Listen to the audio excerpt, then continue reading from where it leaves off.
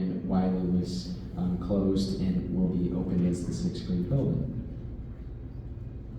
So back in December 5th, we had a conversation with the Board of Education about what we needed to do with some guidance on neighborhood proximity and how we would create some of the attendance boundaries. And so what we talked about is proximity to the schools more important than balancing socioeconomics, knowing that both of them are important, but we're forcing you to make a decision because where your buildings are located, where programs will be located, and where students live all kind of come into the congruence of how you may look at what building you would be attending. And so here you can see their vote of what they were thinking about back on December 5th. We did have a framework that we say is wrapped around the entire process. And so it's ACE. So it's academics, culture, and economics. This is wrapped around, we know that each of the buildings has something unique that makes you as a parent want your kids to go to that building. And so that's a given in this entire process. We also have been looking at some metrics of boundary criteria. So when you look at either of these concepts, there's going to be some things that are inherently strengths. And I know firsthand from, as a parent that went through a boundary change for my own children, the first thing every one of you did is probably just like me. You went to the maps, you looked where you lived, where am I going to go to school? Where are the friends of my kids going to go to school? That's the first thing, right? We know where our kids go to school. A way in which we try to look at each of the concepts is through these 10 criteria. And the board did not prioritize them, but these are part of our conversation because all of them are important. All of them have a play into what the experience is as you travel to the building. The kids are on the site and then as they leave the building. I'm going to go over a little bit of the enrollment because I want you to understand there's some data behind this. And there is some science of how this all fits together. And so if we look at this 100,000 foot perspective, when we did our initial analysis of what's going to happen with the school district population, and as we examine things with enrollments, demographics, and developments, we're indicating through that data that you're going to have some slight increases over the next 5 years of about 150 students. We know that there could be some capacity challenges, and we've listed those off with the given situation, and then we know that there's some different developments that are happening. That's kind of the overviews. We look at those three things. As you get into how this starts to be the foundation building blocks of what a concept looks like, we've looked at the district and broke it into smaller areas that would be known as your subdivisions, your apartments, duplexes, mobile homes, and we're analyzing all the different data sets. All of that gets put into a statistical forecast model. So any of you who are math persons, you'll understand that everything is changing differently in each of the areas that I'm talking about. The values of the homes, how old the homes are, what type of demographic is moving in, and are they more likely to be millennials that are going to have children now? Are they going to wait longer? Are they going to have fewer kids? All of those type of variables are put into this and statistically trying to understand what's happening in those growth areas or those planning areas. We provide visuals of how you can look at those projections. The full report is available, I believe, on the district website, so you can look at that. We've looked at live birth information. This is essential to know how, in the future, what will happen with our elementary enrollments. We've looked at things with your past enrollment to understand what's occurring with each of the existing grades and how are they changing. Looking at that through the lens of cohorts, so as they go from first to second, fourth to fifth, and so on, to again get at the understanding of what's happening in your district. With the areas that we're looking at, you can understand where things are growing or where things are shrinking. And so on this map, the orange areas are increasing, the green areas are decreasing. And they're all at different rates and different each year. We know where the students are because we've geocoded those students. And so on this map, this is a visual that helps you understand the density of those students. So the greater the red, the more dense the students are in the map. Again, it's based on where they reside. We've looked at things like the median home values of the homes, because that impacts what you may have for a yield rate. We've then looked at where there could be developments, and we've called them growth areas. And in those growth areas, we're factoring into our model that there's going to be some sort of enrollment change, likely an increase. From all of that, that's how we get our enrollment projections that break it down by the grade bands of elementary, which is the red, middle school is the blue, high school is the green, the purple line is the aggregate, and this is how we get over the next 5 years about a 150 student increase. So that was like 45 minutes with the board. So here's where we are with our current situation. So we always want to start with the baseline. So we have our current boundaries. And then we have what the current elementary projections are for each of those buildings. And then we have the demographics that are also coinciding with the current boundaries. We're showing you where the heat map of students are for kindergarten through 5th grade. In the darker the red, the greater the density. You can see we have basically 4 very dense areas in our district. We also know where the dual language students are located, and so this map is much like the K-5 students. Where are those students located? The darker the red, the greater the cluster. So that was the baseline data. So then with concept 1, this is kind of our starting point. And so we may not agree with where the starting point is, but we have the starting point. And so with this starting point, Yankee Ridge is the dual language school for the concepts. We also are taking the current Yankee Ridge boundary and redistributing that to other schools. So when it becomes the dual language, we are changing those boundaries. We then looked at the boundary islands and we tried to reduce and create more of neighborhood feels to it. How you define a neighborhood is going to be important in whether you agree that there's more of a neighborhood concept. I can live far away, but if all my neighborhood is going to a school, that could be seen as a neighborhood school, much like if you live close to a school, you would say a neighborhood school is because I can walk to a school. So again, it's what your perspective is. So some of the things that are important here is the dual language, and what we're trying to hit with target capacity. So target capacity is trying to be at about 75% of what the maximum capacity is. I want to take a moment, why is that being chosen by the district? And the reason for that is, if we're at 75% of what the maximum capacity is, let's say there's a grade that comes in that will exceed the number of students for, let's say, 3 sections, we'd have space for a 4th section to be in that school without having to change boundaries or move programs in and around the school district. So that's why the 75% of the max was chosen. When we break out into our groups, all stations are the same. There's 6 stations in here. There's 2 stations out in classrooms. One is for Spanish, one is for French. All the maps are the same. I'm going to take a little bit of time because I think some of the comments we had was maybe some confusion with the maps. So the dotted lines represent the current boundaries. You guys have a lot of islands, so what we ended up doing on the maps is putting letters, and those letters then would help you understand where they're currently assigned and then where they would be assigned in concept 1 or concept 2. The solid colors would represent what's being proposed for the neighborhood schools or the attendance zones that you would be attending. So when we look at the concept, another thing that I want to point out that there's been questions about with the dual language, whether it's at Thomas Paine, is we've kept it flat. And I want to explain why we kept it flat.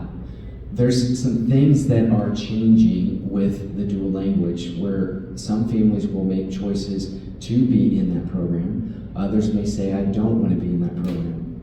We also know that when it moves to the dual language, there'll be efforts made to change what that program is and how it attracts families that would be English speakers into that program.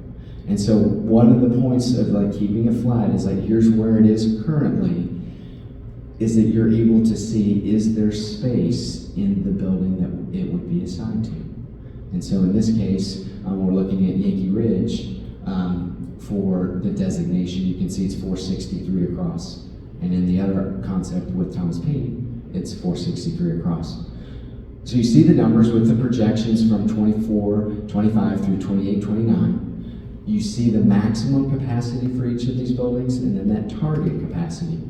And then you see where utilization is by the shading of, if it's under 70%, it's green. So that's why Thomas Paine shaded in the green. And then if it becomes over the maximum and target capacity, it would be the dark orange. Clearly there's not dark orange showing on this. The other elements that you're going to see in this presentation is the top one is where students reside and who those students are that are impacted by the boundary change. Simply stated, if you look at the left-hand column, that's where they currently would be residing, and as you take it across to the right, you'll see where they would actually be assigned, and so they're the student that's impacted. We look at kindergarten through 4th grade this year as those being impacted in the sense that kindergarten students next year, they're brand new. They would never have been at that building. Much like if you're a 5th grader this year, you're moving out into a different building, going to Wiley. So in this concept, we have about 1,700 students, K-4 students that would be impacted. We go down to that second table, that's the demographics. The color shading on there is to help illustrate where we've seen movement of students that would be greater than, I believe, 10%. And so if it's green, it went down by more than 10%. If it's orange, it went up by more than 10%. Quite honestly, we thought there would be a lot more change just because of identifying a dual language school and the movement that's happening. So that was concept 1. In concept 2, we have Thomas Paine as the dual language building, and you can see some of the bullet points on there. I'm going to go to the map. Again, the same thing with the dotted line representing the current boundaries, solid colors representing what's being proposed for this concept. Here you can see a little bit of different change with what it means for the enrollments, but again, nobody's over the maximum target capacity, and we have a couple other buildings that would be less than 70% capacity. So if you were to think about this like from a higher level, if we're going to grow the program at whatever school the dual language is at, and a building is already targeted where it's going to be at 70%, it's going to be harder for it to be greater than 70% because there may be more students that come out to go to the dual language. In here you can see the students that are impacted, again, about 1,700 students. You can see what that difference is if you're flipping back and forth between the two tables, and again what that ethnicity or demographics is for the concept. We also, when we were looking at this information, I mentioned with Wiley becoming a 6th grade building and it being closed as an elementary building, we know where those students are. And so what we're trying to illustrate here is what those boundaries were when Wiley was an elementary building. And that's how we're able to target if those households were impacted, how does that influence where they go to school with maybe some promises that were made once you were assigned to a building, you would be able to remain at that building. On this slide, we give you the comparison of the dual language, whether it's at Yankee Ridge or Thomas Paine. And so you can see what those capacities are, and with the residing students, those that are French, those that are Spanish, and then you have the number of students also in this table that are Wiley that would be potentially impacted. And so we've listed off, we gave whether it was a pro or a con based on how does that look as far as, I'll just give you an example. So we say Yankee Ridge has a greater capacity influencing more flexibility in program growth. We're saying that's a pro, so you can grow the program more in that building than you could in concept 2. You can have a different opinion based on what your lens is. We just tried to start the conversation. Here's why we're looking at some of these things in the particular way. And then here's where it gets maybe a little more controversial for us to make some statements. But as our team looked at what this means between the two concepts, we created these talking points that would help you in your conversation when you're at the MAPS. And so we have things, whether it's related to the dual language program, and you can see that when we have an orange outline, that's the ones that we think maybe has a more positive outlook than the other concept. And so we think concept one has better advantages for the dual language program, better advantages for the projected enrollments, and then the students that are impacted by a boundary change. Where we didn't think there was enough of the data to say something different, it was in the neighborhood connectivity and the student demographics. They're pretty similar in what they do. And they're pretty similar in the disruption if you're close to Thomas Paine or Yankee Ridge. If you're now no longer going to that building, that's disruptive, right? You're gonna have to go farther away. So it's equally challenging. All right, so let me restate what the goal is for this evening. So we have 8 stations, and 6 stations are in here. They're all identical, and they're all, you can go to every one of the stations. There's going to be administrators from the district that are in each of the stations. Our goal is to move you with your comments to the survey. And I think when you guys came in, you were given a little slip of paper with a QR code. You scan that will take you to the survey. We absolutely want you to complete the survey. Really the opportunity when you're in these small groups is to hear from other people. What are their concerns? What are your concerns? I'll be floating around to all the stations to try to answer things that may get into some of the data or some of the perspectives of why you see what you see. The feedback that you provide at those stations, I know the administrators, what we've asked them to do is at the end of the evening, just give us a breakdown of what it was they heard. What are some of the things? What administrators write. I'm sorry, but this is serious right now. And that's fair. And if you do not trust the administration, I hear this quite a bit when we do these meetings. This is why when you go through the QR code and you go through that survey, that's through our company, that's through a third-party platform that we use to get it. So we'll get your feedback 100%. For sure, when you talk to me, I'll have a pad of paper and I write down some of these things because I don't live in your neighborhood, right? I don't live here. We look at the data, we try to understand what the parameters are for creating the concepts you see. You guys, being the experts here, you get to provide the feedback of how does this maybe morph in a particular way, but still achieve the objectives that the board and administration has given us. So the electronic feedback survey is the one that I put the greatest amount into because that's where you have some free flow of some of your conversation, and the survey is going to be live here pretty shortly, if not now, already now. It's either 5 or 6 o'clock.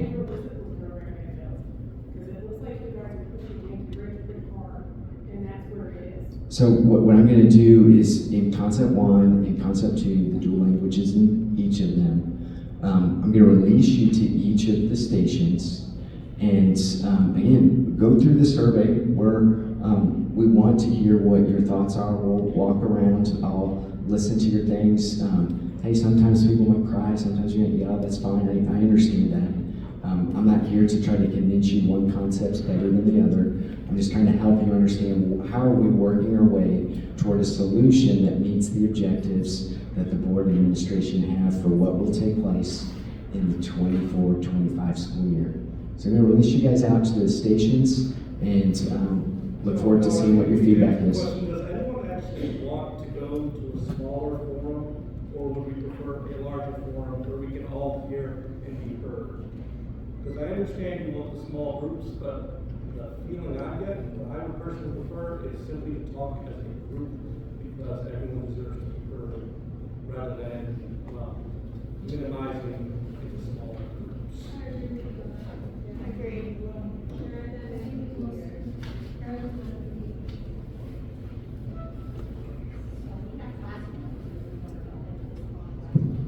I think there's classrooms that you guys can go to for sure. So again, this is the format that we set up. You may not like it. That's how it's been set up. Appreciate you going to the stations, and we'll listen to what your feedback is. Thank you. Anybody want the stations? I'm so honest, if someone wants the stations, raise their hands, no hard feelings. But if everybody agrees, why are we being forced to do something we don't want to do? Okay, well, why don't we move her into the room with the station by herself, and the rest of us can talk as a group? I couldn't hear, what did you just say? If everybody agrees that we want to discuss this as a group, it's not that large of a group. Let's discuss it as a group. This is our input, right? I will defer to what Dr. Emery Tatum wants, but I will say this. Regardless of how we do this, it has to be civil. You can't yell, right? And that's part of the reason when you go to small groups, you can't start applauding, clapping, and whatnot. That's not what this is. So I'm going to set the baseline since I created the forum for us to be here. If it becomes uncivil, and I'll be the person that determines that it's uncivil, then we go to the groups. But I'm fine having the conversation because, quite honestly, I want to hear what your feedback is, whether it's in this setting or in a small group. So let's kind of set this baseline. I'll determine the civility. When one person's speaking, that person's voice is heard. We'll go till our timeline that we have. So, flexing with this, we have till 7? Yes. Till 7? Concert at 7, so a lot of people have So 7 p.m. And so if you want to, just so we can make this work really well, if you want to make a comment, we have a microphone here. Come up here, we'll form a line or whatnot, and then make your comment. But again, no clapping, no applauding, because honestly, I don't think, when you think about how it's impacting students, clapping for one concept over another, you're making someone else mad, right? And that's not what I want to achieve on this meeting. So let's start it up. Who wants to be the first person to come and say some things? If people do need to look at the maps, I don't know if everybody's seen them, but we kind of have these out in the stations, but we're happy to move the maps around to. Yeah, good point. Yeah, definitely. In both concept maps, the Orchard Downs neighborhood remains bus to King. Part of your goal was supposedly to think about neighborhoods and impact of busing. I don't understand why at least one of the concept maps didn't move the Orchard Down kids into Leal, which is experiencing population loss, and move some of those Leal kids up to King. You still maintain the desegregation of King by doing that, rather than busing the Orchard Down kids as they have been since the 80s. So that is my question. Why are Orchard Down kids getting bused in both maps? Thank you. All right, wonderful. Next person.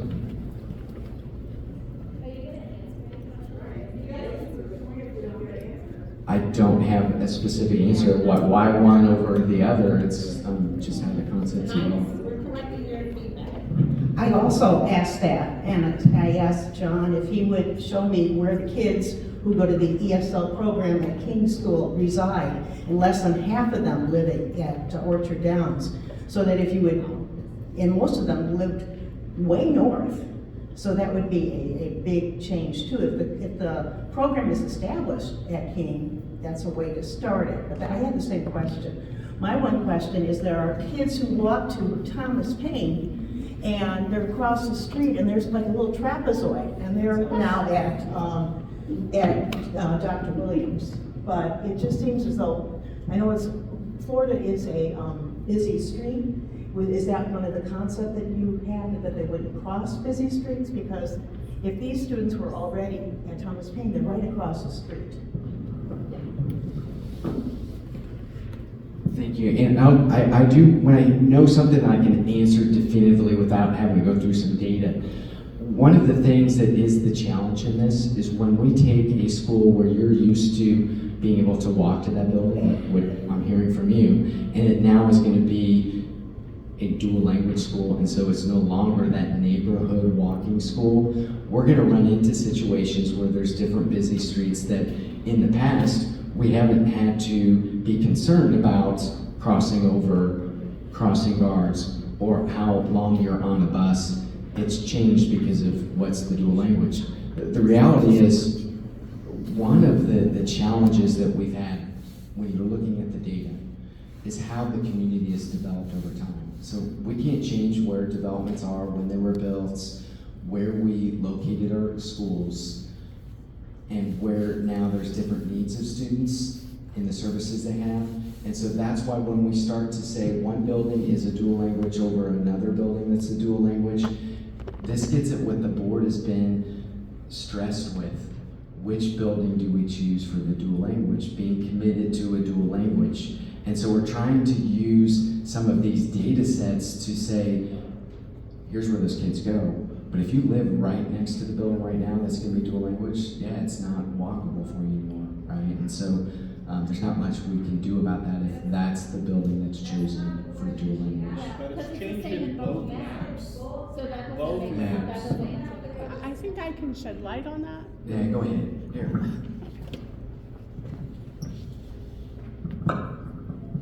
So while we have our Spanish dual language at DPW and Leo right now, we have our French at Yankee Ridge, but we have all the other languages at King.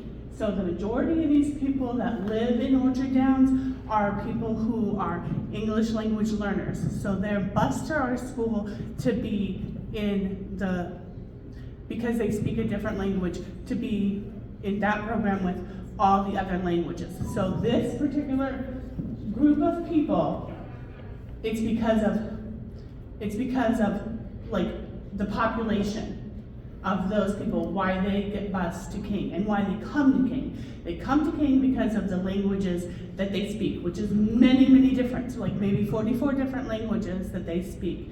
So that's the reason why they come to King. And so regardless of where you move Spanish, regardless of where you move French, if we are not moving those other languages, then they will continue to be bused to King. Much like if you look at other populations, like if you wanted to look at where a lot of our Hispanic populations live, those people are going to be bused to whatever school that language is at.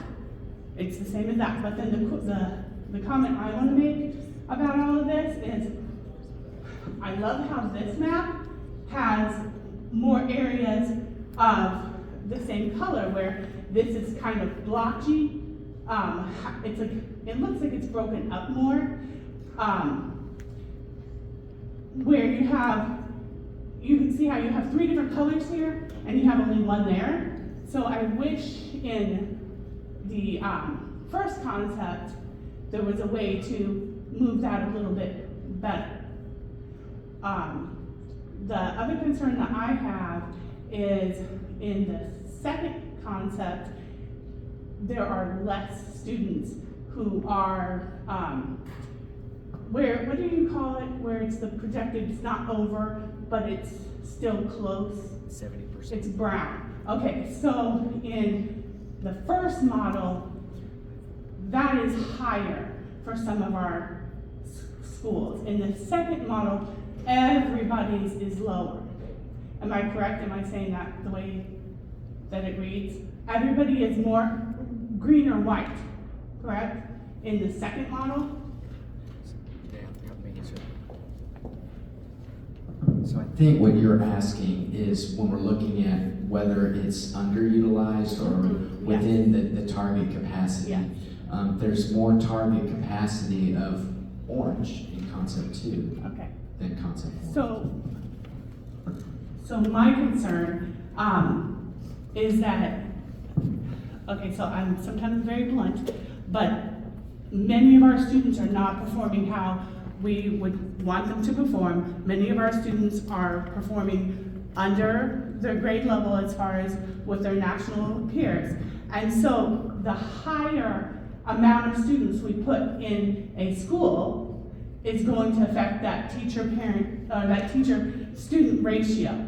So the concern I have is if any of these models have more students in one school, then our numbers will go up. And we know from research that best practices is to have that student-teacher ratio lower.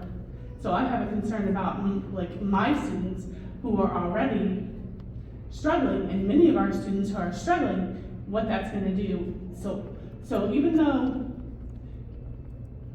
I actually don't have, thankfully, my kids are middle school or high school. So my personal kids, I don't have a personal opinion. I have a teacher opinion. And so, or just caring about the students in the district. So why it doesn't not affect me if it's going to be Yankee Ridge or Thomas Paine. What affects me and what affects all of us is how many kids are going to be in each classroom. It looks like your second model has less kids in each classroom. Is that right? All right, so I'm going to touch on a couple things, and I may toss it over to the district to give some clarity. So one of the things with capacity and this target capacity, even if you are over the target capacity and it's at 80%, there is space in the building for the services. That's the first thing I want to say. The second thing is with the class size, that's dictated by the guidelines that the district has. So regardless of the number of kids, if you say there's going to be 20 kids per classroom and there's 60 kids, that would be 3 sections. When you get to 65, right, you'd have a 4 section. So whatever the number of kids, the reason we hit that 75% capacity is if you were to have to go from the 3rd section to the 4th section, you would have that classroom there and still have the class sizes that the district is trying to achieve in each of the buildings. So excellent point, but I think unless you guys say differently on the class size. Well, and one thing of note, and I mentioned this at a board meeting a couple board meetings ago, neither of these plans have any substantive change in the total number of district classrooms or the total number of kids. So the average classroom size would stay the same between either of these plans. Both of the plans, because combining the dual language, there are some classes that have been far outside the bounds, either like really small or kind of pushing the limit. By having those all in the same building, those would be more even. So the standard deviation of all the classes would come down a lot, and you would have a lot more consistent class sizes, but the average class size would stay the same. Great, next person. So I just wanted to piggyback off what she was saying with the fact that Concept 2 looks preferable to all the monolingual schools. Obviously, with Thomas Paine being the dual language building, it would be at or above the target capacity. One thing to consider is whether or not French dual language actually belongs in the same building as Spanish dual language. If we take French out of the dual language building and keep it in Yankee Ridge, we can redistribute so that no schools hopefully would be at or over target capacity. So just something to consider. The district seems to really be pushing for us to be in the same building, but they don't seem to be giving us a lot of clear answers on our future if we end up in the same building as Spanish. So. Another way to look at it. I saw a lot of nods to that too, so that's something to put in your notes. Yeah, thanks for that. Nods, yes, for this. I have 2 questions. So my wife and I are part of that neighborhood that's moved, and I don't think you adequately answered our question about why it was moved, and why in both maps we have been moved.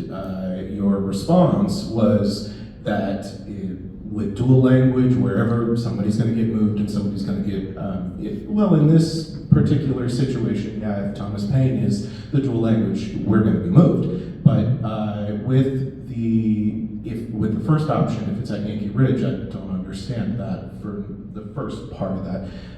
The more pressing concern for me is an early slide in the packet. There's this poll that was taken by the Board of Education that is preferencing neighborhood proximity to schools over the balancing of socioeconomics. And if we're looking at the projected stats versus what our current ratio of racial makeup for each of the schools are, you'll see if we go to this table right here, that initially elementary school projections right now. We have at King Elementary 50.9% African American. At Lille, we have 38.7% white. At Dr. Preston Williams, we have 48% African American. And at Thomas Paine, we have 32.9% white. And if we go to the next two maps, both options increase and create segregated schools for both Dr. Preston Williams and for King. The numbers increase. And the numbers increase for white populations in Lille in particular. And so I'm wondering what the rationale is for this. Are we recreating segregation in this process? It seems to be, and from my understanding of the data, that we are creating socioeconomically imbalanced maps. All right, I am gonna say, let's take this down where you're not like coming at me, right? Please. I will not be able to fully explain why something was moved that's gonna satisfy your area that's moving. It's gonna come down to the enrollment that can be in those buildings, and as you start to group some of these blocks, which is why when you see each of these concepts, you see like groups, right? Larger blocks, some smaller blocks. The idea behind each of these concepts is to try to get that balance of enrollment that's going to be close to that target 75%. Each concept does it a little bit differently, has a different impact on what you might see for the ethnicity or the free reduced lunch, any of these categories. Neither of these plans are perfect. And if you go back to what I said at the beginning, there's not a perfect plan. That's why your comments of things that you see that you like or you don't like, if you come up and say, hey, I don't like this plan because I think it does something, fill in the blank, or that one, that will do more help in trying to see how can you change what you see in either of these concepts. And if you don't agree with the dual language, there's not going to be anything that you see in any concept that's created short of the Board of Education saying, we're not going to do a dual language. I do think the idea of the French not being in the same building, that's been conversation that's happened at the board. I think there's reasons academically that they're wanting to have it all in one building if it's all able to fit. And so again, this is where your threshold is at the target capacity of 75%. Is this, are we meeting what can be the expectation of a good experience for kids? Next person. So I don't know if my question is more for you or more for the school board, but the dual language program, and this is speaking as a parent who has children in it. I'm sorry, I don't understand how ultimately they are ending up learning in both English and Spanish or French. So to me, I do not understand how taking those children away from native English speakers ultimately in the end helps them. Because you're putting them in a bubble. And Correct. you're So segregating them wanting from to have a everyone good else. balance of English speaking with those Spanish or French speaking. Perfect point. Next person. Hi, I am just trying to understand the benefits and drawbacks of each of these, and I would love if, this is a question I think for you, which is to say, like, when you, it's a process question, I think. When you went about each of these, so I realize the dual language placement was one of the key differences, but I'm curious, like, about how the benefits and drawbacks outside of dual language that led to the different areas. So like, for example, why would, let's say, I don't know, why would Leo be zoned like this in one and zoned like this in the other, regardless of the dual language school or things like that? I don't have a good, I'm just trying to understand better the benefits and drawbacks, so I would love if you were able to give a little bit of an overview to say, like, in this concept, we prioritized X, and in turn, this is what happened, and then in this concept, we prioritized Y, and in turn, this is what happened.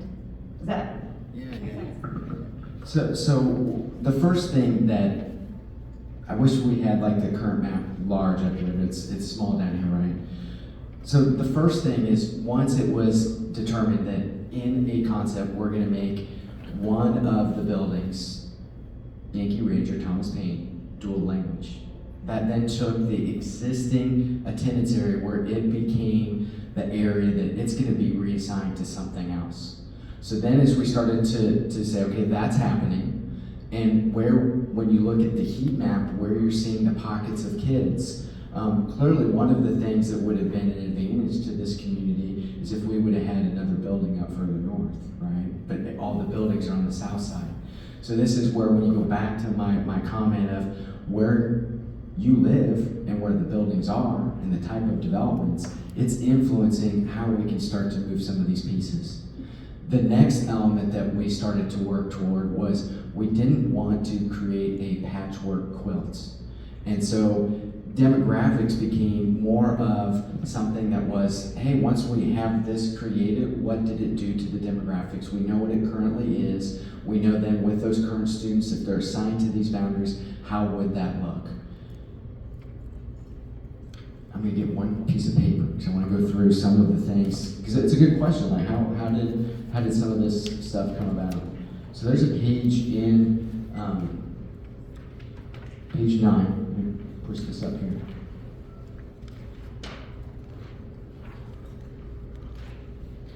If you can, it's not going to want to advance, but page 9 has the boundary criteria. And so the board did not prioritize this, administration didn't prioritize this. Quite frankly, all administration gave us as guidelines was, hey, we don't know where the dual language could be. We think it has to be one of the larger schools. Well, that made it for the schools that were in selection, Thomas Paine or Yankee Ridge. So those were the two buildings that were like, hey, we want to go two different ways. Let's show two different concepts. So when we look at contiguous attendance areas, what you see in each of these concepts is somewhat contiguous areas, except for when we have a broken area like Leal, there's two different islands, right? We have an island up there, so we couldn't get contiguous attendance areas. Demographic considerations, if that was something that was highly sought after, you would see more of a patchwork quilt, because when we start breaking down, knowing where the kids are, looking at the census data, this would look even more broken up than what you see it. Duration of boundaries, for me as a parent, that's one that I really tried to hone on with our team. We want the boundaries to last as long as possible. With the closing of Wiley and those students going to different buildings, not very well liked that you would have to change again in a short period of time, right? So whatever we do with boundaries, that's why that target capacity of 75% of the maximum became something that whatever we create, we want to have that flexibility for the students to be able to be in that same building for as long as possible. The fiscal considerations for capital costs, we didn't want to create a plan that would result in more building. So let's say an addition or bringing in portables or something like that. The fiscal consideration operational costs, we didn't want to create a plan that would create more staff. So think about your certified staff. That, let's say you have, I'll just throw an arbitrary number, let's say there's 250 staff.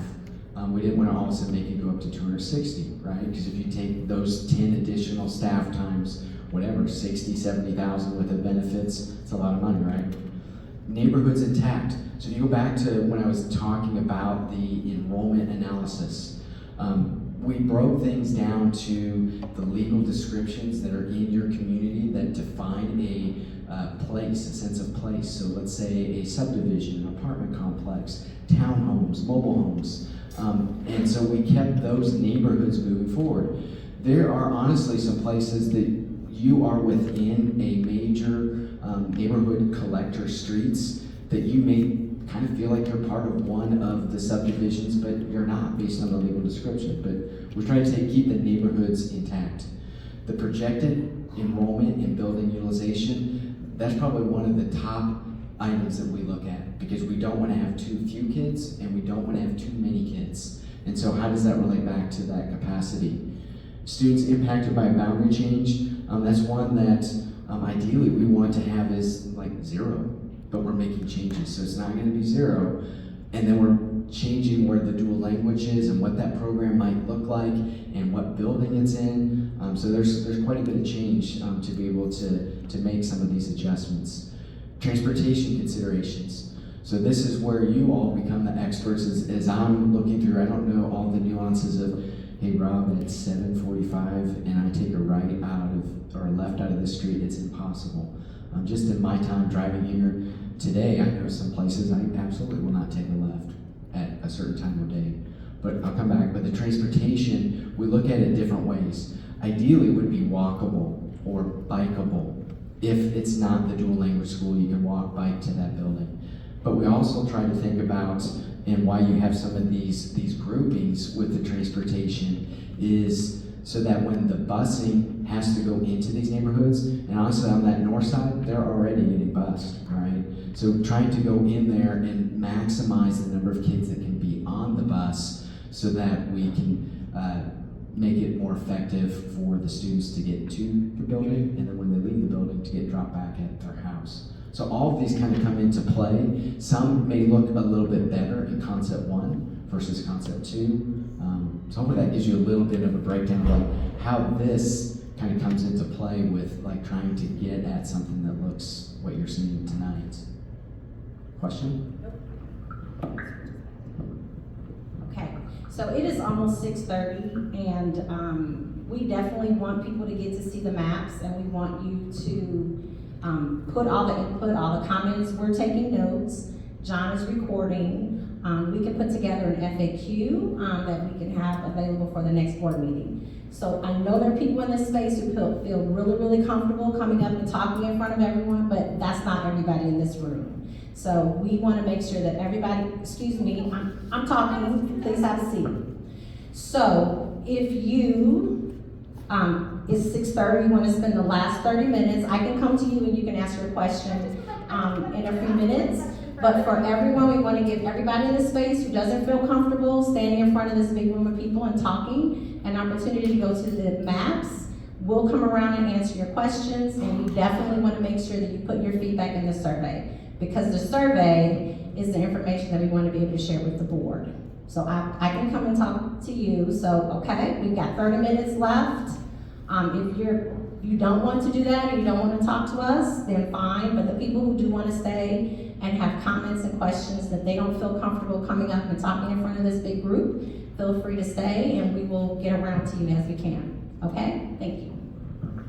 Can everyone else keep using the mic while you answer the questions for the people who want quiet answers?